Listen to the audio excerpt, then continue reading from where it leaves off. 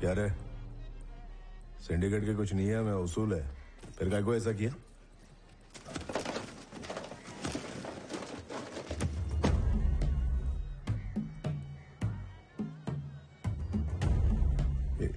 क्या ये 3 करोड़ है। एक टन कितने में बेचा? 1.5 करोड़ में। चिनू, ये सब सच है? एमएलए साहब, मैं हिसाब बाद में दे दूंगा, लेकिन क्या रे, पहले तूने मेरे साले को धोखे से मार दिया और अब सबको भड़का रहा। मैंने तेरे साले को नहीं मारा, समझा? मैंने कोंडा रेड्डी के खूनी को मारा है। और कोई छुरा लेके चक्का भाई पे हमला करेगा तो मैं शांत बैठेगा? मौका मिलते ही गोली मार के उसका खोपड़ा खोल दिया। पुष्पा, तुझे मैं यही बता देता हूँ। मेरे को तो लगता है जीजा और साला दोनों एक ही बिरादरी के। हाँ ना, डरता हूँ क्या मैं? हरकत कर रहा है, क्या देख रहा है खड़ा खड़ा? तू समझा रहा अपने भाई को? एमएलए साहब, मेरे साले को मारने से पहले इसने फोन पर मेरे से बात की थी, फिर भी मार डाला। मेरी तरह तूने भी तो 5 मिनट लेट फोन किया होगा ना, तभी तो इतना बड़ा नुकसान हुआ। बंदूक साइड में रख, पहले पैसे की बात निपटा। और हाँ, तू तो बोल रहा था 1 टन के सिर्फ 50 लाख मिलते हैं, इसे 1.5 करोड़ कैसे मिल गए? हमने भी इससे यही सवाल पूछा। अगर ये हमसे सच कहता तो हम मुर्गन के पास क्यों जाते? जिस पर अन्ना ने इतना भरोसा किया, उसी ने पीठ में छुरा भोंक दिया। क्या शिनू भाई, चुप क्यों हो? एमएलए साहब पूछ रहे, जवाब दो। अब तुम सबको जवाब देना पड़ेगा क्या मुझे? तुम्हारे वास्ते इतना कुछ किया, सब भूल गए? हाँ ठीक ही तो है, आखिर हम सीनू भाई को सवाल ही क्यों कर रहे हैं? भूल गए इन्होंने हमारी कितनी मदद की है? ये ना होते तो चेक पोस्ट भी क्लियर ना हो पाता। वो सारे एहसान क्या मायने नहीं रखते? सुन बाबा, कुछ भी मत बोल, मैं भी माल पहुंचा के ही आ रहा है। तुम लोग भी पुलिस को पैसा खिला के गए, मैं भी पुलिस को पैसा खिला के गया। तुम लोग जितना कमीशन देता है उसका डबल कमीशन मैं देता है। फॉरेस्ट वालों को, रेवेन्यू वालों को, आईडी वालों को, चेक पोस्ट वालों को, पुलिस वालों को, सबको पैसा खिलाएंगे तो हमारे पास क्या बचेगा? हम सबको मिलके 1 कमीशन देना मांगता है, उसके बाद अपने पास पैसे का ढेर लगेगा, 25% ज्यादा पैसा बचेगा। फिजूल खर्चा हो रहा है ना। शीनू भाई को बीच में से हटा कर डायरेक्ट मुर्गन को माल बेचा तो 1.5 करोड़ में माल बिका है। अभी हम सब लोग ने मिलके एक रेट उसके साथ फिक्स किया तो 2 करोड़ भी मिल सकता है। क्या बोला? 2 करोड़? कहानी अभी खत्म नहीं हुई है। कलकत्ते में वो चैटर्जी है, मुंबई में वो सिंह है, दिल्ली में अग्रवाल है, सब लाइन में खड़े माल खरीदने के लिए तरस रहे। अपने पास जो चीज है ना, वो दुनिया में किधर भी नहीं मिलती है, सिर्फ अपने इलाके के जंगल में मिलती है, और ऐसी क्वालिटी और किधर भी नहीं है। तो जब माल अपने पास है तो हम उनके आगे भीख काय को मांगे? अपन मुंह फाड़ के पैसा लेंगे। मार्केट में कंपटीशन बनाने का, फिर देखो अपना माल किधर किधर बिकता है। और हो सकता है उतने माल का अपन को 3 करोड़ मिले। अगर इस हिसाब से चले तो अपने एमएलए साहब के झोली में खाली कमीशन का 20 करोड़ आ जाएगा।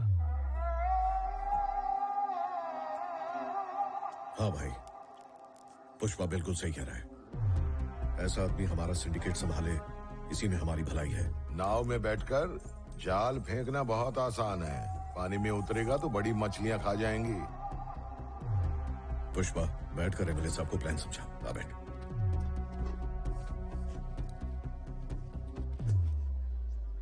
साहब, मेरे को एक चांस दे के देखो ना। इन लोग को इतना पैसा दिखाएगा कि इन्होंने आज तक देखा नहीं होगा। क्या सोच रहे हो साहब? मेरे पे ट्रस्ट नहीं है क्या? ये वर्दी वाले आज तक मेरा माल कभी पकड़ नहीं पाए। यही तो कलाकारी है अपने पास। अपने पे भरोसा करो साहब। 2 टन ज्यादा दाम पर बेच दिया तो सब उसकी तरफ हो गए। इसे आए हुए 2 महीने ही हुए हैं और 2 लोगों की मौत हो गई। पता नहीं आगे चलकर कितने लोगों की लाशें दिखेंगी। एक बार ये भी सोच लीजिए। क्या साहब, ये तो अभी बच्चा है, इसकी बातों में आकर गलती मत कीजिए। अगर इस छोकरे से कोई गलती हो गई ना तो साहब हम सब बर्बाद हो जाएंगे। हाँ भाई, मुझे भी इस आदमी पे डाउट हो रहा है। इस काम का सबूत तो सबके सामने पड़ा है। अब से सिंडिकेट का सारा काम पुष्पा ही संभालेगा। जिसको भी अपना माल बेचना है, पुष्पा को ही बेचेगा।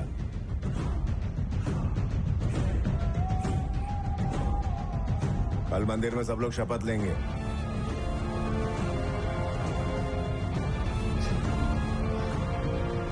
ऐसे गाड़ी में रखवा दे।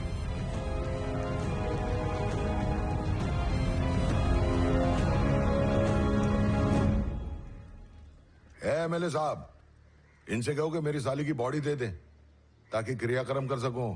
अबे ओ, जिस बक्से को कुर्सी समझ के बैठा है ना, उसके अंदर तेरे साले की बॉडी है। उठ जा, तेरे को बॉडी मिल जाएगी। ए सलवा, बॉडी उठवा के भिजवा दे।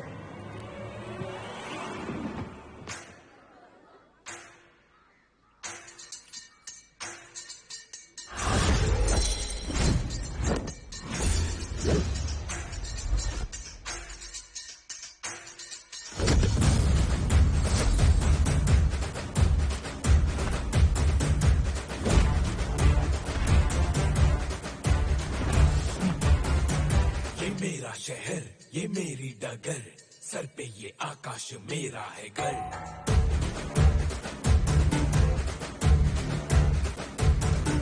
हाँ मैं ही गलत, हाँ मैं ही सही, मैं ही पिछला हूँ, मैं ही खाता वही।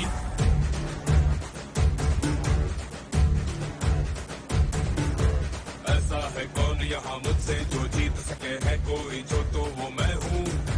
मुझसे बड़ा कोई है इस जहां में, अगर वो कोई भी कल का मैं हूँ।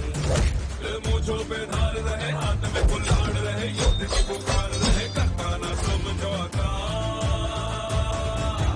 ये बिड्डा ये मेरा अड्डा, ये बिड्डा ये मेरा अड्डा।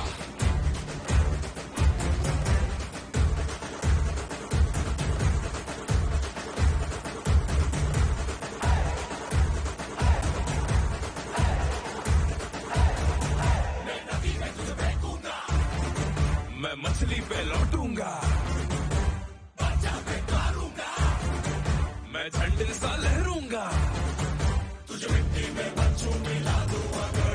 मैं कीमती खनिज बन के मिट्टी से मिल जाऊंगा। ये बिड्डा ये मेरा अड्डा,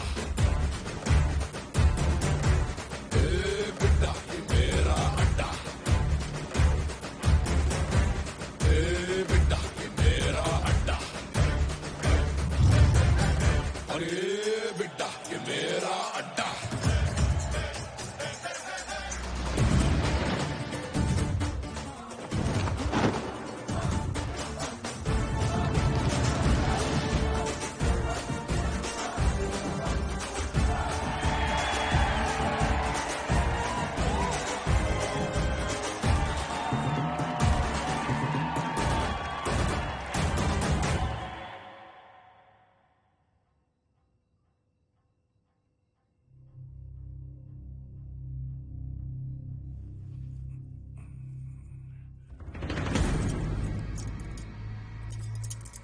ऐसे भूत की तरह क्यों खड़ी हो?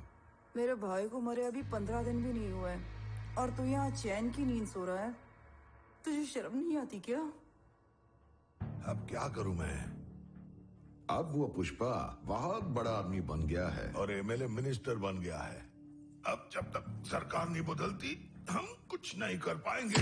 तो सरकार बदलने के बाद भेजना था ना मेरे भाई को उस पुष्पा को मारने के लिए। मैंने उसे मरने के लिए भेजा था क्या? मारने के लिए भेजा था। उसकी बेवकूफी से वो मर गया तो मैं क्या कर सकता हूँ? तू भी तो पुष्पा को ठोक नहीं पाया ना, तो फिर तू कैसे जिंदा बच गया? क्या बोली तू? कह रही हूँ तू भी क्यों नहीं मर गया?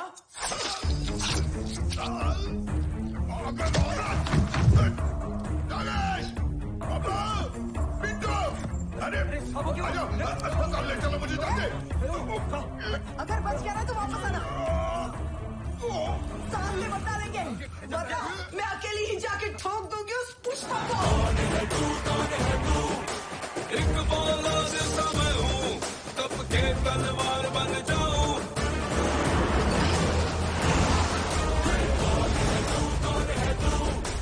मिट्टी मिट्टी भी मैं हूँ, मुझे रौंदा तो ईंट बन जाऊं।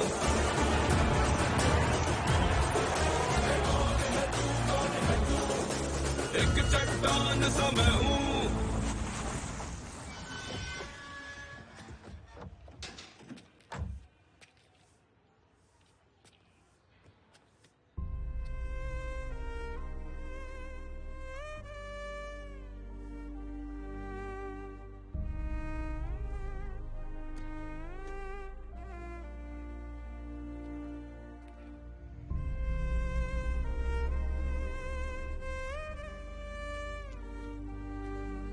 पुष्पा की शादी का कार्ड है। उसकी शादी कभी नहीं हो सकती। मुझे तोड़ा तो टूटे हुए पत्थर से